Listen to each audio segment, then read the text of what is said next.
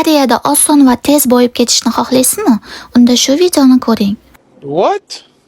Ertalabdan o'ng tomoningiz bilan turib, o'zingizga yoqqan birorta chiroyli kiyimingizni kiyib oling. Koreyada oson yo'li bilan tez boyib ketishni xohlasangiz, unda sizga 1000 yoki 2000 won kerak bo'ladi. Shuning uchun hamma kiyimlaringizni cho'ntagini titkilab, pul bormi yo'qmi qarab chiqing. Menimcha hammani kiyimlarida shunaqa nalichka pullar qolib ketsa kerak. Men aynan shu kiyimimni ko'p kiyaman, shuning uchun cho'ntagidan 10000 won topib oldim, lekin 10000 won emas, 5000 won ham yetadi. Koreyada boyib ketishimga shunday qilib pulni yaxshilab cho'ntakka solib, kiyinib, eskirgan oyoq kiyimingiz bo'lsa, o'shani kiying. U omadliroq bo'ladi. Okay.